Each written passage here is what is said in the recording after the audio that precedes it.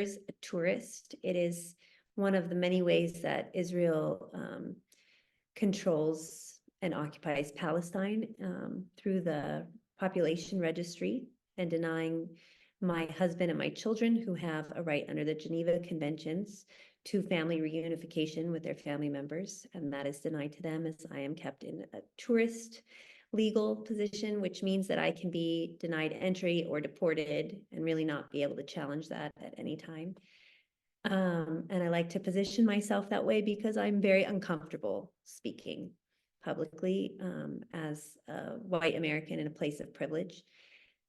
And I want to claim that space and say that I do that very humbly and also and especially from the position of being the mother of 2 Palestinian children. And it is what motivates pretty much everything that my husband and I do.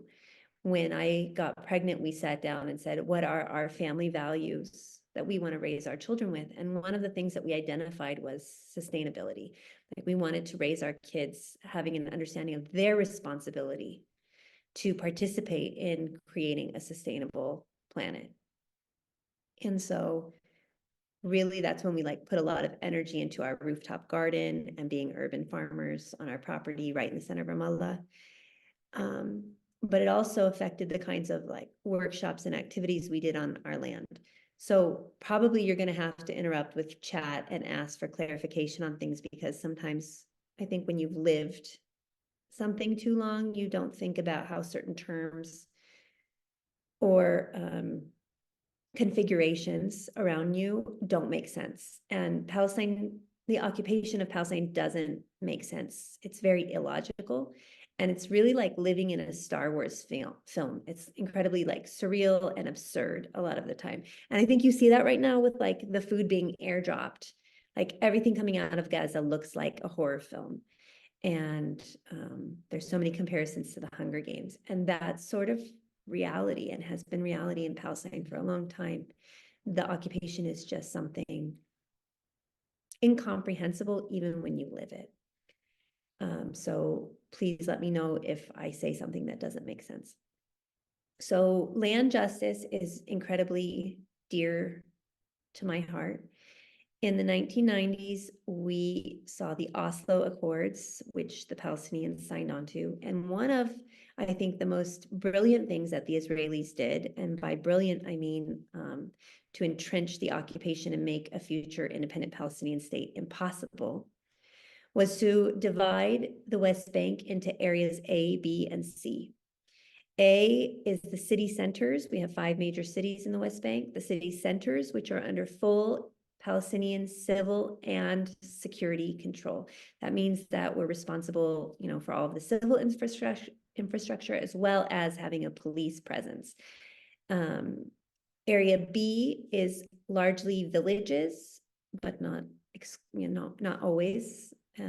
This is Palestinian civil control and Israeli security control, meaning that the military is in and out. You can't have police there. You're not allowed to do so many things without Israeli permission. And Area C is meant to be basically where they considered, security land, where they needed a security buffer, for example, the fertile Jordan Valley. But it's actually most of our agricultural land is Area C. And even though my husband and I bought land and founded a nonprofit conservation space to protect and preserve natural heritage, and that land is Ramallah land, which is one of the major cities of the West Bank. And he is from the families of Ramallah, so he's actually buying land that his ancestors used to farm, but his father didn't own land, so we bought sort of larger, it's not the right word, but land that had belonged to clan members, so cousins. And we still have to register that land with the Israeli civil administration, and we still have to pay taxes every year to the Israelis for our land that is in the borders, the boundaries of the city of Ramallah. And that's because it was agricultural land. Now, today, it's a really complicated mountain, because even though it's Area C, which is Israeli military, like Israeli control, and even though it's Ramallah municipality land, it is expected that one of the negotiating chips the Israelis will use is to say, okay, we're going to change the status of some of this Area C land to Area B land. And that will be a big, bargaining chip that they'll use. And this land will be part of it. So people have invested in this land at this point, hoping that that pays off for them. And so when we talk about land sovereignty for our family, and especially for me, for my children, it's about reclaiming land that was for Ramallah, when at this point historically, because of these area zonings, you have cities that have incredible population expansion and there's nowhere to go. So they destroy old, small houses, historic houses, in order to build apartment complexes. So the city goes up. And it means that land is also incredibly expensive. So our land, for example, is worth around 80,000 to 100,000 US dollars per quarter acre. It is insane, right? And it's because it should eventually become part of the city and people be able to build on it. That's people's hope. So it's created this incredible inflation on the land. And so for us, it's about claiming a space inside of Ramallah, which is basically all but destroyed. I mean, like all the historic homes and so much of the land has just been devastated with construction and construction waste. And so we've claimed this space to teach our children that this is where your ancestors came and this is how they farmed. And then we've invited our community to come out and join us there and experience many different kinds of activities and events and workshops that we've done over the years to teach them and try to also preserve a lot of traditional heritage. We call it natural heritage. So it's all of the cultural heritage, which is really like all Palestinian cultural heritage is rooted in the historic relationship Palestinians have to the land ultimately. But a lot of that specifically like natural heritage that doesn't have another form of cultural expression. So an example I can give you is like the oak tree. The oak tree was really important for Palestinians to be able to make a brewed hot drink and to make flour for bread during times of famine. And that traditional knowledge is pretty much fully gone. The elders I learned that from have passed on, and I can't find anybody else who will attest to that history. So for us, a lot of the work we're doing in claiming that space and saying like, we are here and we refuse to, okay, we have to pay the taxes or we'll lose our land.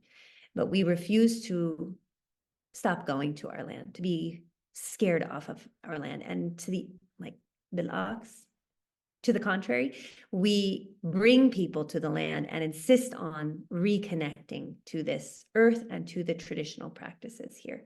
So that never felt dangerous to me.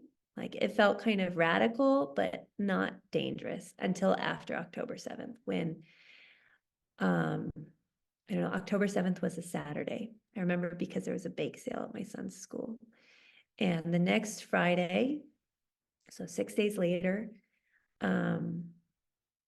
my husband was going up to the land. Usually we go as a family on Fridays. I'm gonna totally like have a little meltdown saying the story.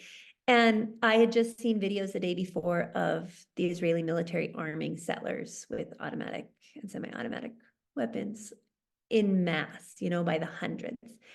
And we have a settlement 1 hill away from us.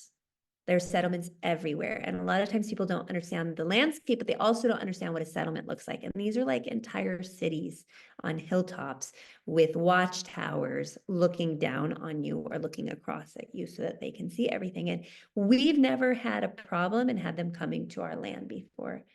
That's my husband planting akub. It's a traditional food that people forage for that's increasingly hard to find. So one of the things we've done is trying to plant traditional foods and teach about those traditional foods and seed them. So on this particular Friday, I just didn't feel like emotionally I could go handle it. This is our land. And if you look, there's this village that kind of goes down naturally, like the houses have been built over time. And then up on the left, where all those trees are, that's a settlement called Dolev. And I'll come back to the name in a minute. And it's very green and trees, but it's also like a really big settlement. And on the other side of the hilltop is all of the agricultural land they've taken. And on the hilltop further away to the right side is another settlement. I mean, like basically every hilltop is a settlement or an outpost or a military base. And so after seeing these images of settlers being armed and realizing like those settlers there have never been very violent, but we're living in a moment of incredible fear, and fear can make you do all sorts of things. So I got down on my knees and I told my 7-year-old, I'm not going to come up to the land today. I don't feel like I can. And I want you to go back to your room and put on all of your green clothes so that you blend in with nature more. And if you see any cars coming up the mountain, and like people come up and stop and visit and hike, like people know we're up there, they come sit and have coffee or tea with us, come help us plant. So it's not that like anybody coming up would be threatening. And I said to him, if you see anybody coming up who has a gun, whose car looks like a Jaishi car, like a military car, if you see a hat on their head that's in the back of their head, if they just look different to you, I want you to run. I want you to hide. You know the mountain better than anybody. We've raised you on that land. You go up to your, we call it his magic oak tree, and it's this beautiful oak. It's like the oldest oak and the biggest oak on the hillside, because so many of these trees have been cut down for firewood over the years and have been copiced and grown back. And this one is particularly large. And I told him, you just hide there until not even Baba comes, and especially not if Baba comes with anybody who you were running away from. But you wait for me to come. I will come get you, and it might be till dark, but you wait for me to come and find you, and you just stay safe. No matter what you hear, no matter what Baba screams, you don't go. And that was this crazy moment of realizing how dangerous it has become, and how extreme it has become to simply be present on our land. And it's something I've seen for decades. Palestinians in certain areas of occupied Palestine have faced. It's so dangerous to pick your olives or to farm on your land. Right now, I'm in this incredible space in Bethlehem where they do felted wool with people with special needs. And the manager told me this story today about a village she just went to source the wool, the natural white wool. And she's asked me, do you know this village? I told her, no, I've never heard that name before. So she's explaining to me, it's right at the end of the West Bank at the south, right at the boundary. And they have a settlement really on top of them. And they come down, the settlers, and they shoot at people, they burn cars, they slaughter their sheep, they murder their sheep and their livestock, they rip up their harvests. And she said it's a very hard place. They're trying to get rid of them, and people are really trying to have sumud, steadfastness. And so I sourced the wool specifically from this community to help them. And I was like, that's so amazing. I'm so grateful to be part of that. And there are areas like that, or near Hawara in Jenin, where we've had decades of violence against the farmers and the land and the trees themselves. I mean, so much destruction by Israelis of the land. But I've never felt that.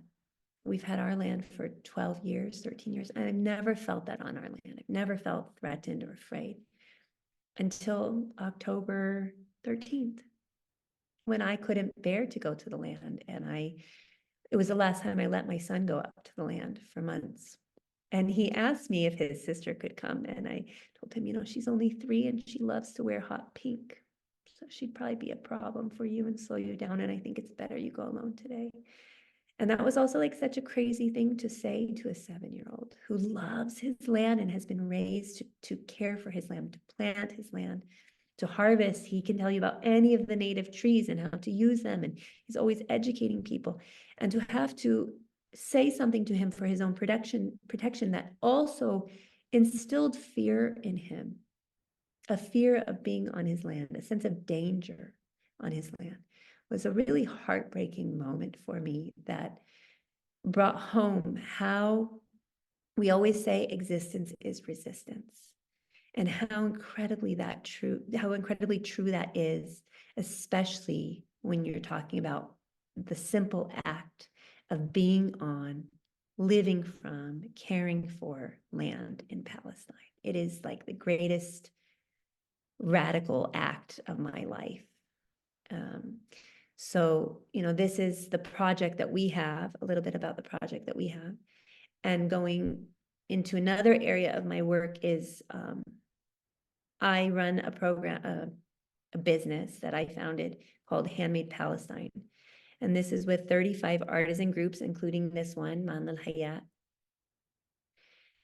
And Manal Hayat, for example, is around 40 different people. So 35 artisan groups, but it's hundreds of artisans. And these artisans are across all of occupied Palestine, including Gaza. And so many of their crafts that they make are traditional or inspired by tradition, but they use raw materials from this land. And so much of Palestinian cultural heritage is inspired by that. Indigenous cultures are traditionally no waste cultures. So we had said before everyone joined when we were talking that Palestine was a wheat culture. This is where ancient grains come from. So Palestinians grow their own heirloom ancient grains, and bread is a staple. So when you hear children in Gaza say that they haven't had bread in 4 months, that's like, I don't know how to, it's like an Irish person not having a potato.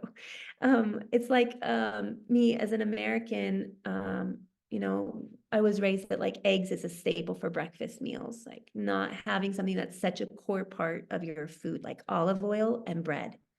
We don't use forks, we like use the bread to scoop up the food. So to not have bread is,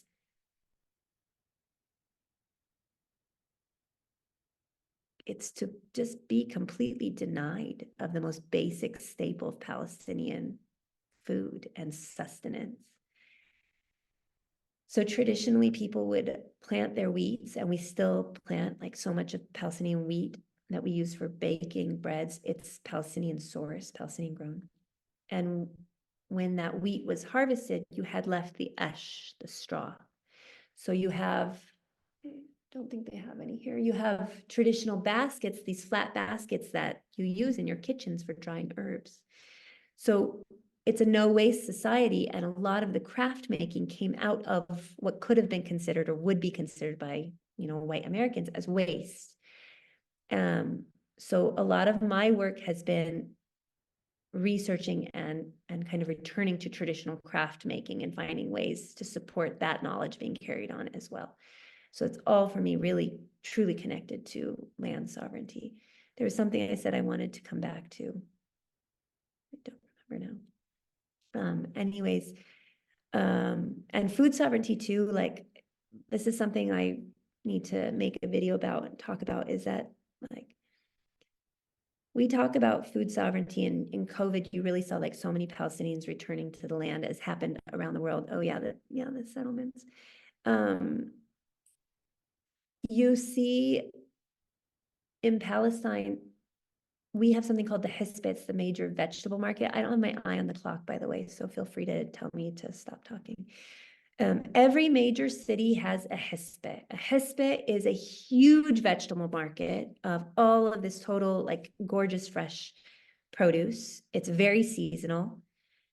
And in truth, there's this amazing Facebook group for people who love Palestinian food, and it's largely Palestinians, or has been over the years. And I made a video once talking about the Hisbeh, saying that like it was largely Israeli produce, and people freaked out on me. They were really upset hearing that. But unfortunately, it's true. It's very true. Like between 50 to 70% of the produce in the Hisbeh, which again is like this massive market, it is Israeli. And I'm not embarrassed to admit that truth. It's not a weakness on the part of Palestinians that we cannot produce 100% of our agriculture. Because like I just said, in places like, around the Hebron Hills, you have settlers actively destroying our agriculture. cutting trees to their base, running their raw sewage down into the Wad, the riverbeds, the valleys below, and killing everything. You also look at, like, our strawberries come from Gaza. This is the time of year when our markets are full and every street has a cart with a guy selling fresh strawberries, and there are no strawberries on the streets. But in the Hisbah you find, and they are 100% Israeli. And part of me wants to condemn that and say, like, how can you guys bear to support that economy? And how dare you? You should boycott those, and you should boycott all of the Israeli products that are in the markets. Like, it's crazy. I came back, I was gone for 3.5 months, and I came back so angry at the shopkeepers. And I realized something that I already knew, but it's exponentially worse right now. We cannot succeed in our efforts with food sovereignty because we are a captive market, and we don't control our imports from other countries. And Jordan is a major vegetable and fruit importer, exporter. They import to the Israeli market, but not to us. There's 3 grades of Israeli produce, and we get their lowest grade dumped on our market, and we consume all of it. And right now, our cities are all surrounded. You cannot come in or out of any city without going through a soldier man checkpoint where you feel that you will get shot. A checkpoint I went through a few days ago to Nablus, a boy was shot there 2 days after. It was terrifying. Like, you slide down in your seat and you just think, like, God, let me make it through this without them getting afraid or angry or whatever makes them pull their trigger. And if I'm struggling to get in and out, you can only imagine, like, exports between cities. Every single village I passed, I'm talking about dozens and dozens of villages, have a massive metal gate painted orange at the entrance, any road going in and out. And the Israelis control that. In the old city of Nablus, it's famous for its sweets. I was asking the sweets makers, like, how are you doing? They said, there's no business. We cannot send our creations to Ramallah or Jerusalem anymore. And we have nobody able to come into the old city to shop. Normally it's bustling and so much produce, and you can't push your way through the old city of Nablus. Nobody, it was a ghost town. And Bethlehem is the same today. Nablus was, yeah, so long. Say that again. No, it was a mistake, don't worry. Like, Morgan, be quiet, your time is up. Like, so But we do have a few more minutes if you want Okay. questions as well. I'll move to questions. Food sovereignty is something that I feel so passionately about, and also so angry, because, you know, what is Gaza going to grow for the next 10 years until they can clean their soil of white phosphorus? How can they feed themselves? They are literally poisoning themselves. So if a bomb doesn't kill them, cancer surely will. They are eating poison, and Israelis poison the very land that they covet, which is so insane to me, because it's everyone's health in the end. So that's my closing thoughts, if people want to throw questions at me before I disappear.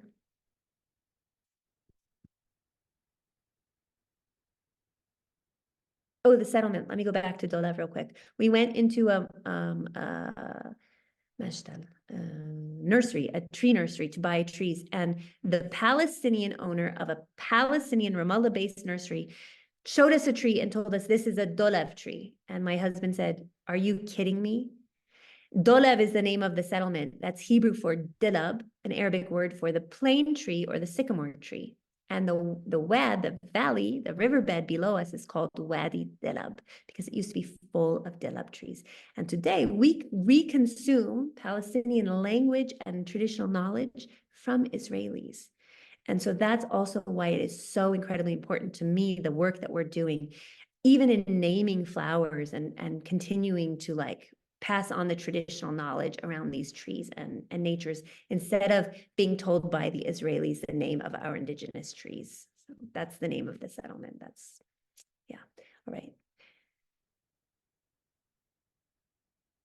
Oh, yes, you're all welcome to come volunteer. We host volunteers at Mashar Jadur, And right now, there is tourism through Israel. You can only come through Israel. They control all of our borders, including the bridge that all Palestinians are forced to use between the West Bank and Jordan. I, for example, am not allowed to Jerusalem, not allowed to use Ben Gurion Airport. So I also have to travel with my family through the bridge. It's called the bridge, Allenby or King Hussein Bridge, and that connects us to Jordan. So anyway you enter through the Israelis. And if you enter through the Israelis, you're not allowed to volunteer and you're not allowed to go to the West Bank. So you have to have a really amazing tourist itinerary and really emphasize being Jewish and bring somebody with you who's Jewish, because otherwise right now it's pretty much impossible to come in any other way. And basically the only flights are El Al, which is really intense with questioning and such. So it's hard to get in right now, but it's done. People are doing it, and it's an amazing place to come and visit and volunteer, and we always need help, especially around the olive harvest season, the first weekend of November. Everybody come. And I think in terms of support, like, I just keep telling people, call whatever representatives you can and harass them and get out to the protests. But honestly, I think that's all just kind of bullshit at this point, because it's not done much except make us see that there's solidarity in the world. I really think that if anybody really truly means to stop this, not just the genocide, like after the genocide, we still have to keep fighting for freedom and justice. And I think that the only way to force the world to that is to literally use your body to stop business as usual and not allow our governments to work anymore. And we're not at that point yet. I think we have to shut down government offices, and not just one demonstration in the month or per week or on weekends. Like, as a world, we're going to have to commit to revolution. And the way that that's going to happen is by using our bodies and Jews are the most important allies that Palestinians have in the world right now, who put their bodies in front of Palestinians in protests. And like, for me, Jewish Voice for Peace and the activism that they're doing is one of the most important things that I see, because it's the same white privilege I have to speak in my videos about what I'm experiencing and be heard. And here I don't feel like it protects my body more than a Palestinian body, though it used to, but I definitely feel like it would if I were in the States, if I wanted to go and sit in and block my representative's office, that I would be able to do more than the woman next to me in the hijab, and I would be able to protect her with my body. So I think that when we talk about support, like, boycott is super important, and being out in the protests, it does something. But the truest, only way forward is to physically shut down the world with our bodies. That's it. Amen, amen.